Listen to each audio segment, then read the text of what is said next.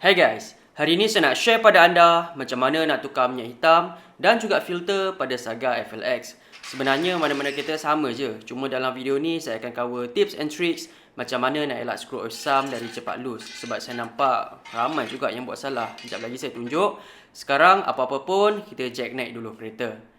Alright, bila kereta dah jack, make sure semua dalam keadaan yang selamat. And benda pertama yang anda kena buat adalah cari dekat mana location dipstick. Macam kereta ni ada kat depan sini, so kita angkat sikit.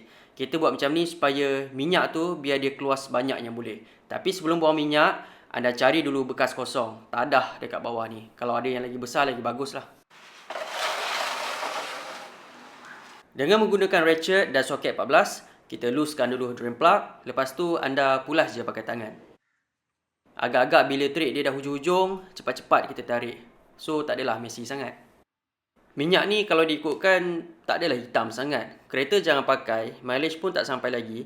Tapi last tu kan kalau tak silap saya dah 4 ke 5 bulan yang lepas macam tu lah. So nak tak nak, kita kena tukar juga minyak yang baru. Tengok yang mana sampai dulu.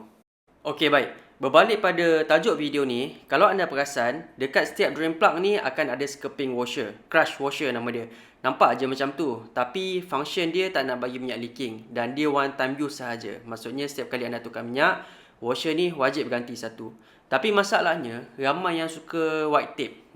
Yang suka pakai white tape. Bukan tak boleh pakai, boleh. Tapi tak digalakkan sebab saya tengok ramai yang suka balut dekat trade dia ni. Sebab tu bila kita ikat, trade yang dekat osam tu dia cepat rosak. Ini satu punca lah.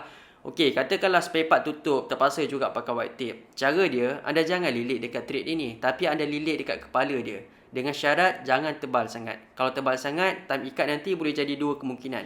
Kalau bukan trade dia yang loose, osam crack. Itu lagi pisang. Tapi kalau nak perfect, washer ni anda beli je lah banyak-banyak buat standby. Lagipun benda ni bukan mahal mana pun. Ada yang RM1, ada yang RM5, ada yang RM10, skeping. Tengok kualiti. Okey baik, bila minyak dah keluar habis, kita masuk balik drain plug. Sekali lagi anda pulas dulu pakai tangan. Sepatutnya anda akan rasa smooth je bila dia masuk. And drain plug ni sepatutnya kita akan torquekan kepada 10 ke 30 foot-pound sebenarnya. Tapi yang ni saya ikat agak-agak je lah, tak payah kuat sangat. Okey.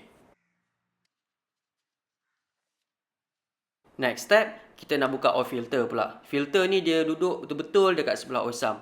Tools untuk oil filter ni sebenarnya macam-macam pattern ada. Tapi kalau saya lagi suka yang jenis nganga, kepit macam ni lah. Masa nak keluarkan filter ni, anda jangan lupa tadah juga dekat bawah tu. Sebab baki-baki minyak yang lama tu dia still ada lagi dekat dalam filter tu. Nanti dia akan tumpah sikit.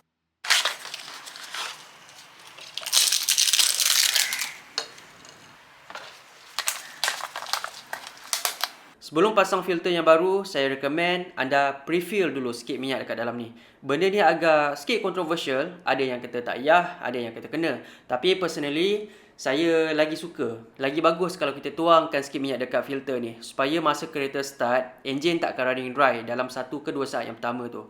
Lepas tu, kita sapu sikit minyak dekat OC dia ni. Supaya next time kita nak buka balik senang. Tak adalah dia melekat.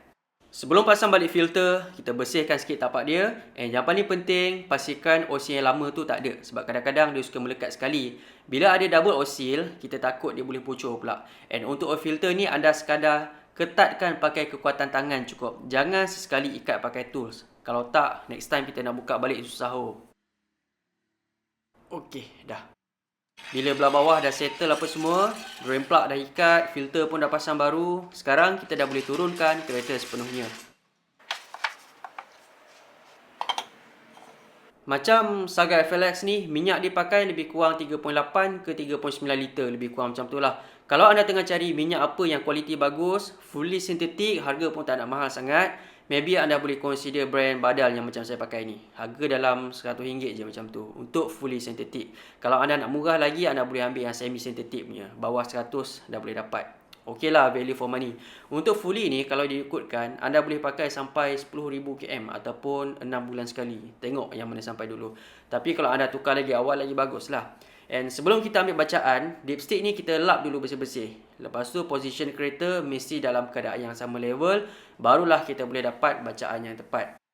Okey, macam yang anda tengok, level minyak ni dia duduk betul-betul dekat takuk atas ni. So kira cantik lah, tak kurang dan tak lebih. Macam ni yang kita nak. Last but not least, jangan lupa tulis balik stiker mileage. Macam yang saya cakap tadi, minyak fully ni dia boleh pakai sampai 10,000 ataupun 6 bulan sekali kita kena tukar.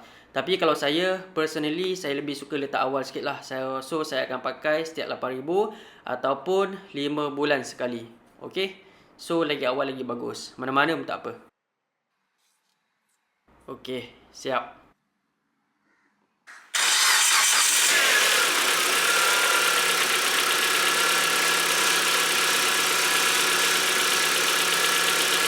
Kepada sesiapa yang baru nak try tukar minyak hitam sendiri, saya harap video ni bermanfaat. Dan macam biasa, minyak yang saya pakai ni anda boleh cari dekat Mountain King. Link nanti saya letak kat bawah.